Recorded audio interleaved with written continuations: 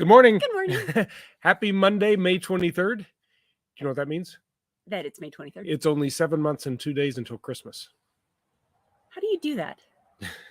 Easy math. Easy math. Easy math. But hey, it is a great Monday morning today. It's beautiful. It's a little more chilly than I thought. I should have worn a jacket. But, and my hair's wet because, it's wet. No reason. It's just wet. Anyway, welcome to the 10 at 10 something. We 10 didn't quite get something. on by 10 again today, but that's It's a all thing. right. But man, yesterday was an amazing day at church. Oh my gosh. The International Food Fair It was so fun. it was so good. Okay. It was so fun to see all the different, I don't know. I was talking to somebody just saying you learn so much about people, because I'm like, I had no idea that, Bob Melee could make such amazing meat. Well, I think he did win the chili Sandwiches. cook-off He last did. time. He's so a very good cook. And I forgot, I did know that Ruthie was from, I forget. And Japan. Thank you. Okay.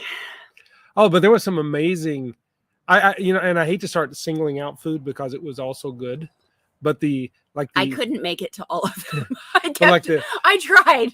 I put in a valiant effort. I ate almost everything. It was but so the good. Korean fusion, Ooh, that was amazing. like the I had a bite of kimchi and pork quesadilla, that was awesome. It was funny the amount of people like, I don't know what this is, but it's so good. Anyway, just so many nations. Again, I hate to even start calling them out, but Nicaragua, Honduras, Portugal. Okay. I am calling out on. Noria though, because that was amazing. Yeah. That was Guatemala, I don't know what it was, Salvador. but it was a meal and it was so good. It was so good. And Ruben's tacos. And the little banana thing that looked like a meatball. Oh, yeah. That was so good. I'm just throwing things off the top of my head. So, and there are a bunch that I wasn't able to try, and I was so You sad. can only eat so much in one day. I felt so. Okay, I can't eat anymore. I kept hearing about how good the cake, the cake from Yes! Mexico. Oh, everybody was eating. They're like, "Oh my gosh, this is so good." And I was just stuffed. I couldn't do it. I just couldn't couldn't put anything else in my mouth. But oh my goodness, what a great day and a great service It too. was so fun. I think our two mission Sundays combined were just so encouraging. I mean, first hearing Steve Larson last week and Patty Larson, and I loved Mark Aspinwall's sermon yesterday. Yeah. Just, I mean, and his hand motions were so clear to go, to make friends, to turn the conversation, to help people see their need for Jesus, and to tell them the gospel and then send them out. I mean, it was just a great way. Well, especially in a bilingual setting. Yeah. It was just so. I thought it was great that clear. he started in Spanish. I did too. It was back and forth. I was like, how far is he going to go with this? How long is he going to speak and then in he Spanish? just seamlessly switched over to English. And Jorge seamlessly switched over to Spanish. Jorge does a very nice job with translating. And the other thing that I thought was so encouraging was the Howard Grobstein video. And if you missed that, if you weren't there Sunday, it's this amazing story. Howard and Janet Grobstein have their mission is to the deaf community in Mexico. And it was so amazing to hear how the pandemic was, how the Lord used the pandemic to spread the movement, to spread the church, because they weren't able to meet in person. So they started meeting online. And one thing about the deaf community, often people are just really hungry for people to talk to people to communicate with. And so anyway, it just started spreading that there's this community of deaf people that are talking online, and it just spread from the handful of people in their community to people all across Mexico that were joining in.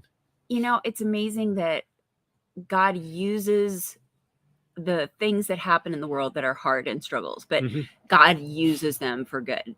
And it's not like he wants all this to happen. This is just but the fact that he used that to just spread their ministry, and it's really cool how it's grown. That was just so encouraging to see. Yeah, that even in the dark times, and what really was, and in some ways still is, just a very hard season that we went through. Yeah, but to see the Lord at work. One sad thing, we said goodbye to the Brooks yesterday. So, but it was super encouraging to be able to pray over them. During the service, we were able to pray over them. And at youth group last night, we went, all the kids were encouraging them and just sharing what an impact that Jacob and Janessa and Alana have made on their lives. And it's really cool to just see how God uses people to draw others to himself. But yeah, I mean, Jacob and Janessa have been an amazing part of our body.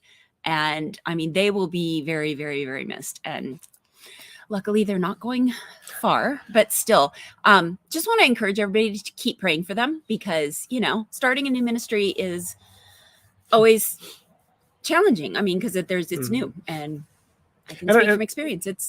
And I appreciated Jacob even talking about that last night with the kids. I mean, he was, I felt very open and vulnerable with them, saying, part of me is really kind of nervous about coming in and moving into a new role. And I think that was good for the kids to hear as well. And the kids did share some amazing things. Okay.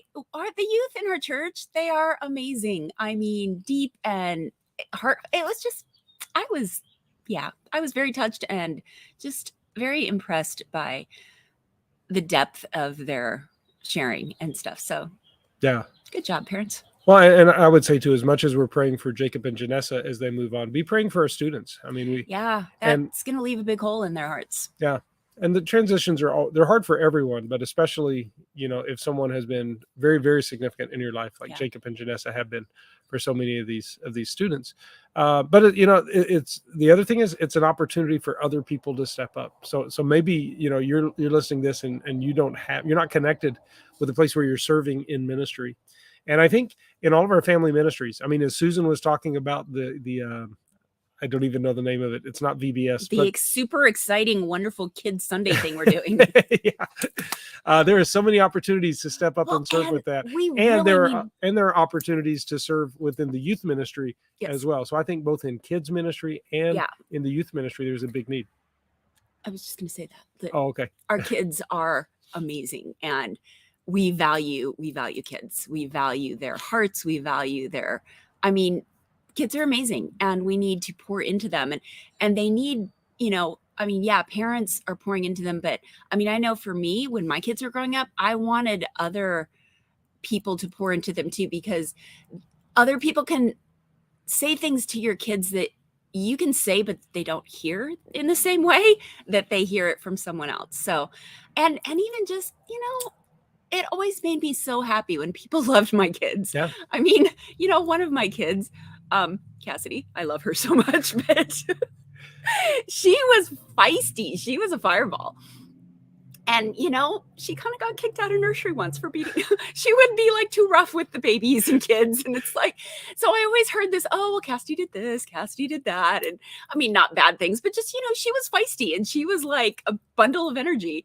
But I just will always remember her toddler person, teacher. I went to pick her up. She's just like, I love Cassidy so much. She's such a bundle of joy. And I'm like, thank you. So parents love when other people can just get to know their kids. And anyway. Well, and one of the things I encourage parents is really pray for that and seek that out. Try to find, 4 or 5 other adults outside of you that are loving your kids, discipling your kids, praying for your kids.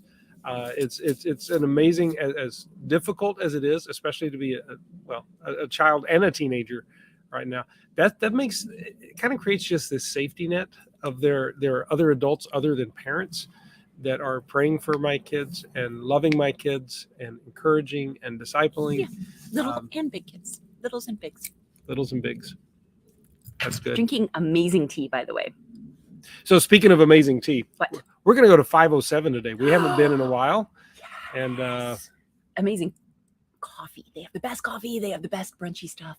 We're going to go have brunch. Yes, but the tea is good. Chai what latte. What is it? It is a vegan ginger maple chai latte. Okay, that's my go-to. I just haven't ordered it in a while. That's because you haven't been there. And you can say it in any kind of order, and they'll still give it to you. They will. Yeah, we've said it in every kind of order. I'm back from Chicago, by the way. Oh yes, welcome back.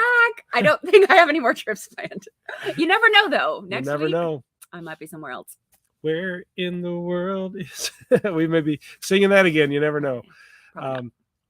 But we hope. And honestly, we had a good weekend too. We haven't done this in a while, but we went down to the Ventura Pier and had tacos on the pier. Oh, and then one of my favorite things too. On the way to the pier, we stopped by Bulldogs Oh, and just found some little treasures there. But anyway, yes. hey, we hope you have a great day, a great week. This coming Sunday, we're going to jump back into the Gospel according to Mark. If you Ooh, want that was to, kind of cool. if you want to read ahead, it's the first 11 verses, I think, of Mark, Mark? chapter 11. Mark chapter 11. Wait, the first what verses? 11? I think 11. So 11.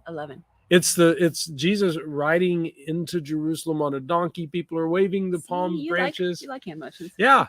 Well, I thought you were going to like do a riding on a donkey kind of things that you were doing. Hey, Scott and Christine have logged on.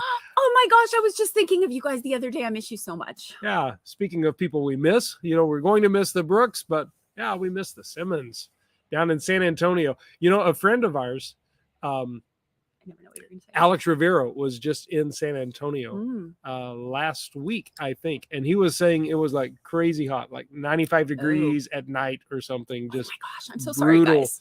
So sorry, Scott and Christine. It's beautiful here. Jill's chilly here. It's probably really hot in Texas, but anyway, it is good to see everyone that logged on this morning. We're going to take off because, like I said, we're heading out for brunch in a bit. But brunch is a thing now, I guess. It's always been a thing, but it's more of a thing now. It used to be like a frou-frou thing. Now it's just like now you just go do it. Kind of a chill thing. All right. Well, have a great day, everybody. We love you. We'll see you soon. God bless. Bye. Bye-bye.